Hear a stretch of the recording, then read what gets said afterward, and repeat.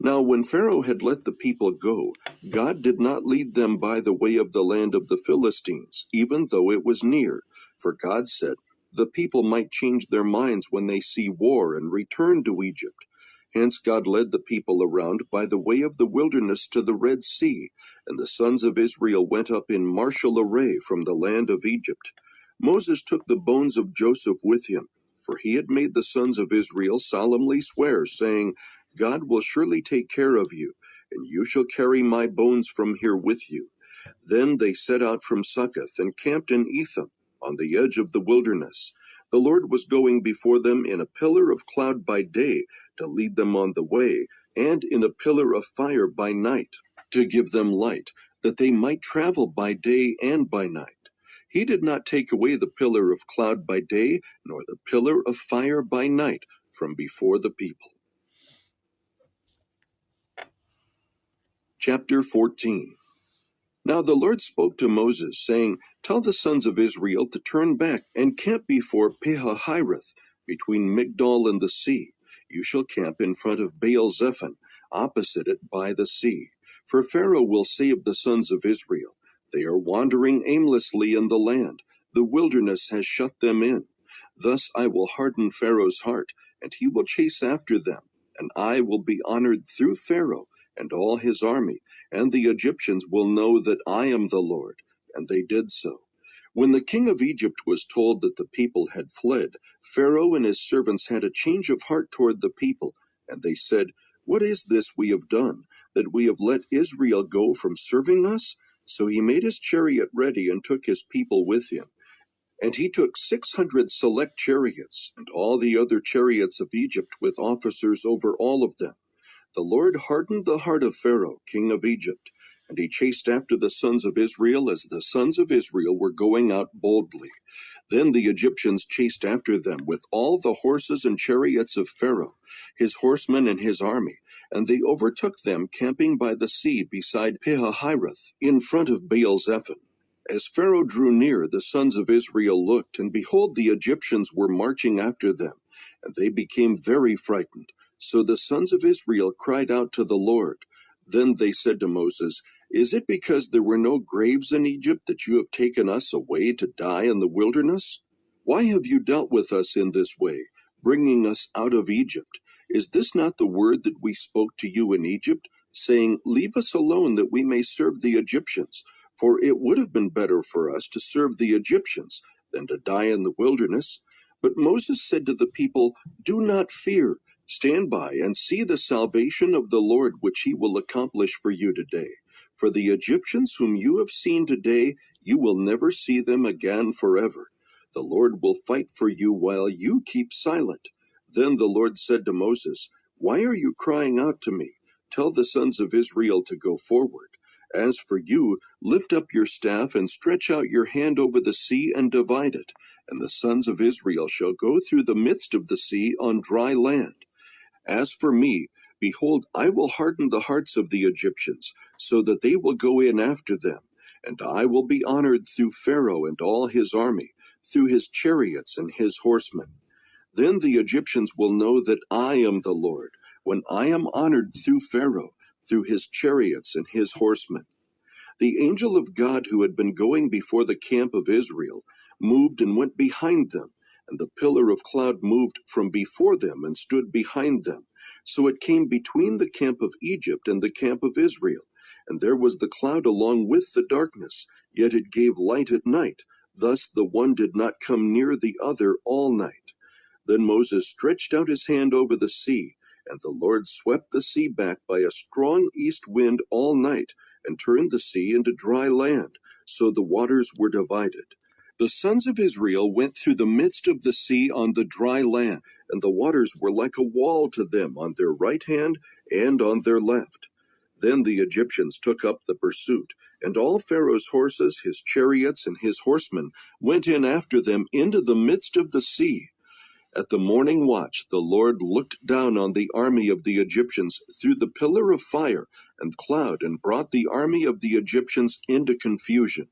He caused their chariot wheels to swerve, and he made them drive with difficulty. So the Egyptians said, Let us flee from Israel, for the Lord is fighting for them against the Egyptians." Then the Lord said to Moses, "Stretch out your hand over the sea so that the waters may come back over the Egyptians, over their chariots and their horsemen." So Moses stretched out his hand over the sea, and the sea returned to its normal state at daybreak, while the Egyptians were fleeing right into it. Then the Lord overthrew the Egyptians in the midst of the sea. The waters returned and covered the chariots, and the horsemen, even Pharaoh's entire army that had gone into the sea after them. Not even one of them remained. But the sons of Israel walked on dry land through the midst of the sea, and the waters were like a wall to them on their right hand and on their left. Thus the Lord saved Israel that day from the hand of the Egyptians. And Israel saw the Egyptians dead on the seashore. When Israel saw the great power which the Lord had used against the Egyptians, the people feared the Lord, and they believed in the Lord and in his servant Moses. Chapter 15. Then Moses and the sons of Israel sang this song to the Lord and said, "I will sing to the Lord, for he is highly exalted. The horse and its rider he has hurled into the sea. The Lord is my strength and song, and he has become my salvation. This is my God, and I will praise him, my father's God, and I will extol him. The Lord is a warrior, the Lord is his name. Pharaoh's chariots and his army he has cast into the sea, and the choicest of his officers are drowned in the Red Sea. The deeps cover them, they went down into the depths like a stone. Your right hand, O Lord, is majestic in power. Your right hand, O Lord, shatters the enemy, and in the greatness of your excellence you overthrow those who rise up against you. You send forth your burning anger, and it consumes them as chaff. At the blast of your nostrils the waters were piled up. The flowing waters stood up like a heap. The deeps were congealed in the heart of the sea. The enemy said, "I will pursue, I will overtake, I will divide the spoil. My desire shall be gratified against them. I will draw out my sword, my hand will destroy them." You blew with your wind, the sea covered them. They sank like lead in the mighty waters. Who is like you among the gods, O Lord? Who is like you, majestic in holiness, awesome in praises, working wonders? You stretched out your right hand, the earth swallowed them. In your loving kindness you have led the people whom you have redeemed. In your strength you have guided them to your holy habitation. The peoples have heard, they tremble. Anguish has gripped the inhabitants of Philistia. Then the chiefs of Edom were dismayed. The leaders of Moab, trembling grips them. All the inhabitants of Canaan have melted away. Terror and dread fall upon them. By the greatness of your arm they are motionless as stone, until your people pass over, O Lord, until the people pass over whom you have purchased. You will bring them and plant them in the mountain of your inheritance, the place, O Lord, which you have made for your dwelling, the sanctuary, O Lord, which your hands have established. The Lord shall reign forever and ever. For the horses of Pharaoh with his chariots and his horsemen went into the sea, and the Lord brought back the waters of the sea on them. But the sons of Israel walked on dry land through the midst of the sea. Miriam the prophetess, Aaron's sister, took the timbrel in her hand, and all the women went out after her with timbrels and with dancing. Miriam answered them, "Sing to the Lord, for he is highly exalted. The horse and his rider he has hurled into the sea." Then Moses led Israel from the Red Sea, and they went out into the wilderness of Shur, and they went 3 days in the wilderness and found no water. When they came to Marah, they could not drink the waters of Marah, for they were bitter. Therefore it was named Marah. So the people grumbled at Moses, saying, "What shall we drink?" Then he cried out to the Lord, and the Lord showed him a tree, and he threw it into the waters, and the waters became sweet. There he made for them a statute and regulation, and there he tested them. And he said, "If you will give earnest heed to the voice of the Lord your God, and do what is right in his sight, and give ear to his commandments, and keep all his statutes, I will put none of the diseases on you which I have put on the Egyptians, for I, the Lord, am your healer." Then they came to Elim, where there were 12 springs of water and 70 date palms, and they camped there beside the waters. Chapter 16. Then they set out from Elim, and all the congregation of the sons of Israel came to the wilderness of Sin, which is between Elim and Sinai, on the 15th day of the 2nd month after their departure from the land of Egypt. The whole congregation of the sons of Israel grumbled against Moses and Aaron in the wilderness. The sons of Israel said to them, "Would that we had died by the Lord's hand in the land of Egypt, when we sat by the pots of meat, when we ate bread to the full, for you have brought us out into this wilderness to kill this whole assembly with hunger." Then the Lord said to Moses, "Behold, I will rain bread from heaven for you, and the people shall go out and gather a day's portion every day, that I may test them, whether or not they will walk in my instruction. On the 6th day, when they prepare what they bring in, it will be twice as much as they gather daily." So Moses and Aaron said to all the sons of Israel, "At evening you will know that the Lord has brought you out of the land of Egypt, and in the morning you will see the glory of the Lord, for he hears your grumblings against the Lord. And what are we that you grumble against us?" Moses said, "This will happen when the Lord gives you meat to eat in the evening, and bread to the full in the morning. For the Lord hears your grumblings, which you grumble against him. And what are we? Your grumblings are not against us, but against the Lord." Then Moses said to Aaron, "Say to all the congregation of the sons of Israel, 'Come near before the Lord, for he has heard your grumblings.'" It came about, as Aaron spoke to the whole congregation of the sons of Israel, that they looked toward the wilderness, and behold, the glory of the Lord appeared in the cloud.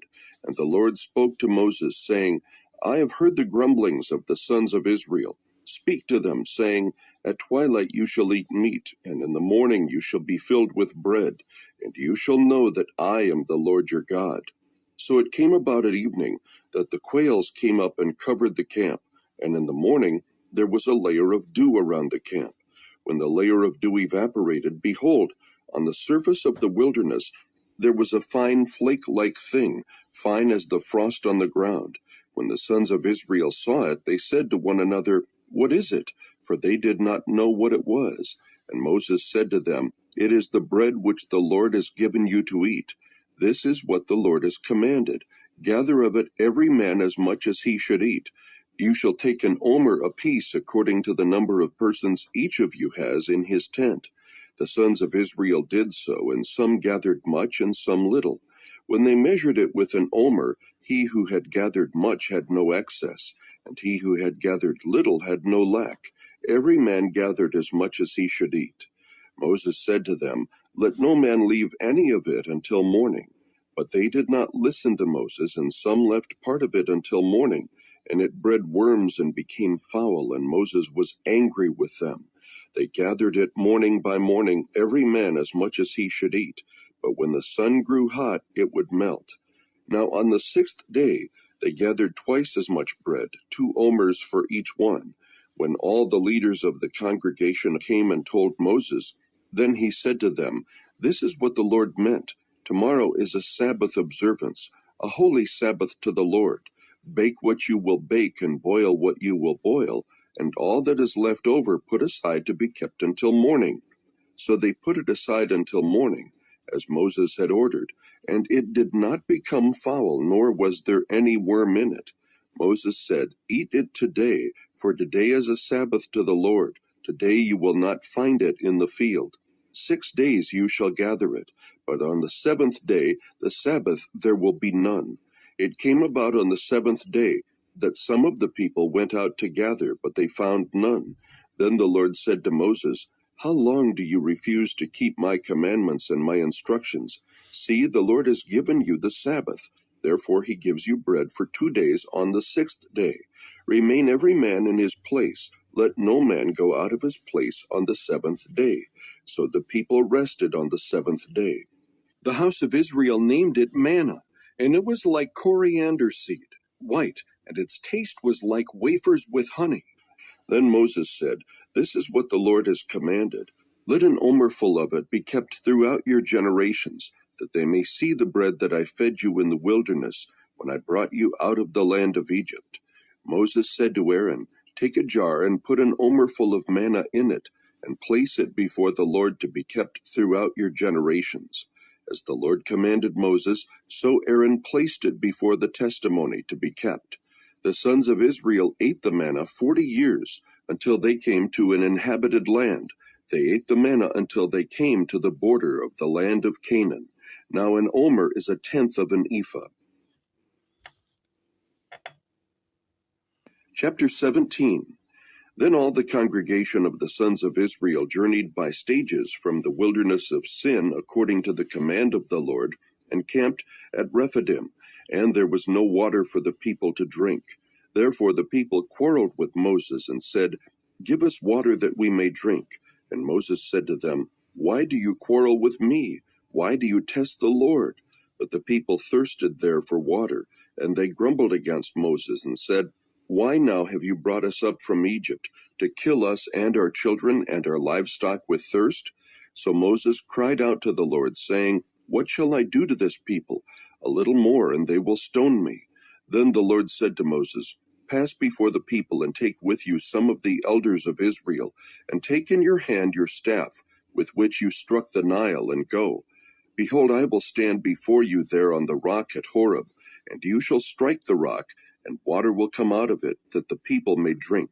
And Moses did so in the sight of the elders of Israel. He named the place Massah and Meribah, because of the quarrel of the sons of Israel, and because they tested the Lord, saying, "Is the Lord among us or not?" Then Amalek came and fought against Israel at Rephidim. So Moses said to Joshua, "Choose men for us, and go out, fight against Amalek. Tomorrow I will station myself on the top of the hill, with the staff of God in my hand." Joshua did as Moses told him, and fought against Amalek, and Moses, Aaron, and Hur went up to the top of the hill. So it came about, when Moses held his hand up, that Israel prevailed, and when he let his hand down, Amalek prevailed. But Moses' hands were heavy. Then they took a stone and put it under him, and he sat on it, and Aaron and Hur supported his hands, one on one side and one on the other. Thus his hands were steady until the sun set. So Joshua overwhelmed Amalek and his people with the edge of the sword. Then the Lord said to Moses, "Write this in a book as a memorial, and recite it to Joshua, that I will utterly blot out the memory of Amalek from under heaven." Moses built an altar, and named it, "The Lord is my banner." And he said, "The Lord has sworn, the Lord will have war against Amalek from generation to generation."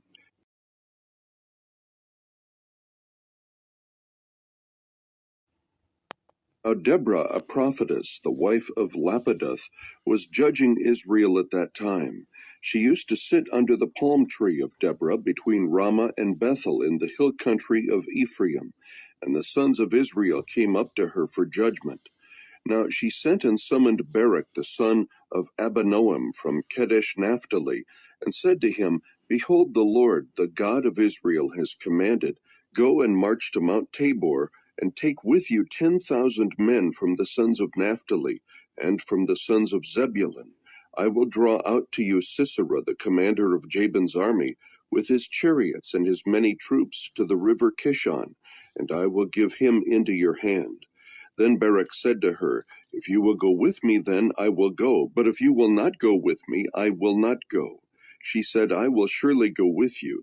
Nevertheless, the honor shall not be yours on the journey that you are about to take, for the Lord will sell Sisera into the hands of a woman." Then Deborah arose and went with Barak to Kedesh. Barak called Zebulun and Naphtali together to Kedesh, and 10,000 men went up with him. Deborah also went up with him. Now Heber the Kenite had separated himself from the Kenites, from the sons of Hobab, the father-in-law of Moses, and had pitched his tent as far away as the oak in Zananim, which is near Kedesh.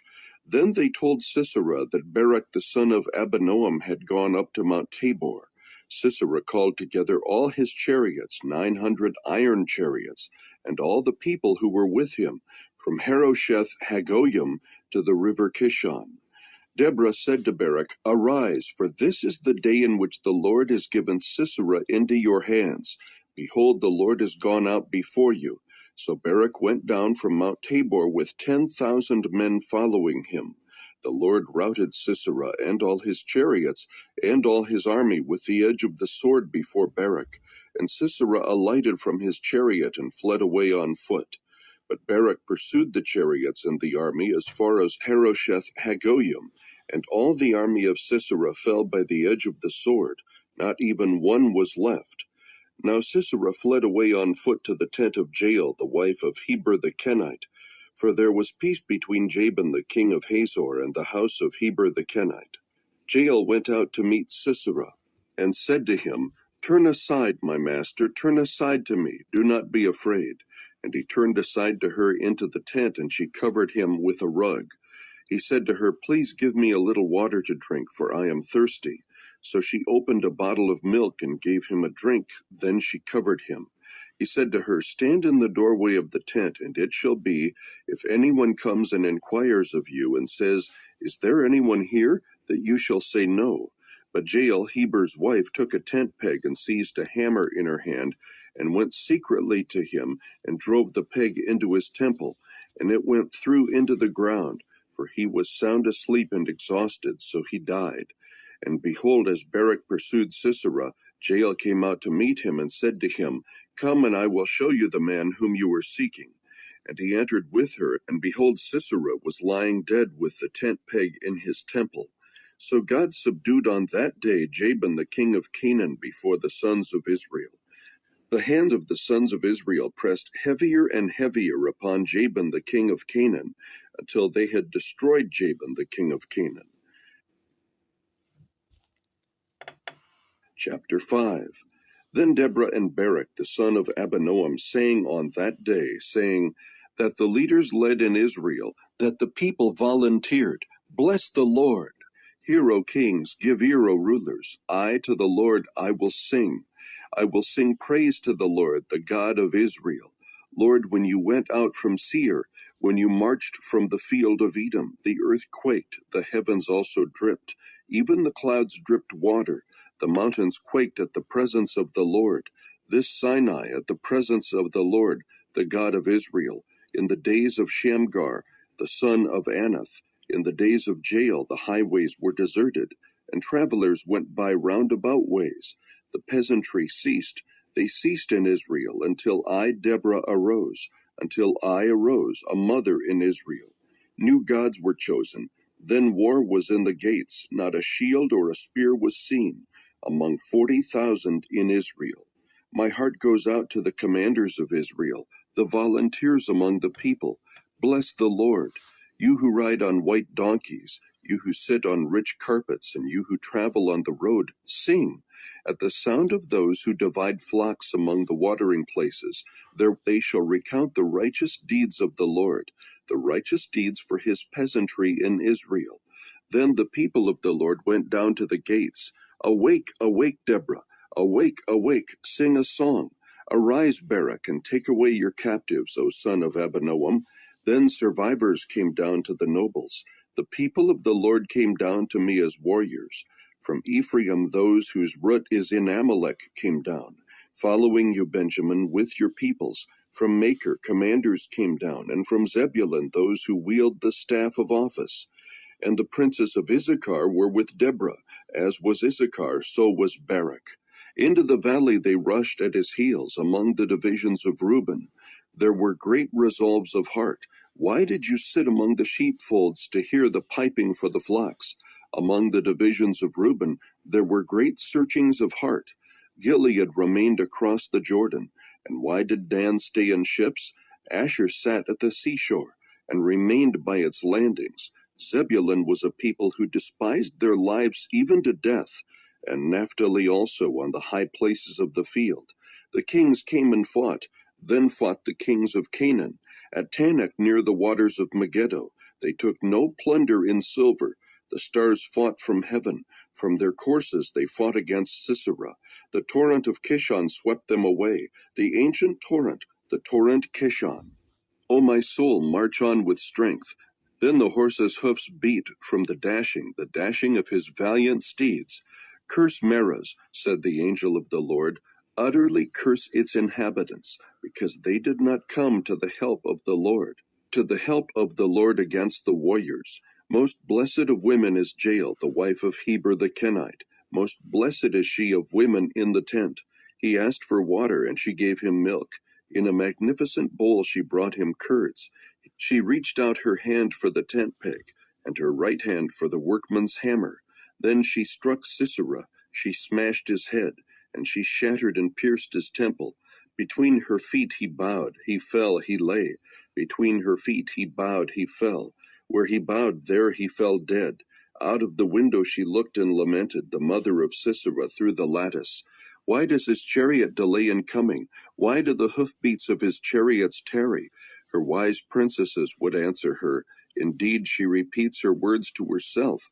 Are they not finding? Are they not dividing the spoil?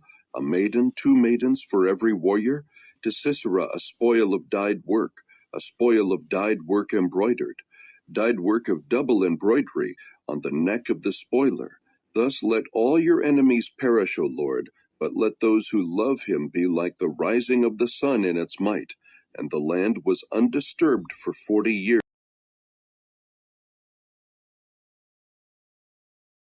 He made the disciples get into the boat and go ahead of him to the other side, while he sent the crowds away. After he had sent the crowds away, he went up on the mountain by himself to pray, and when it was evening, he was there alone.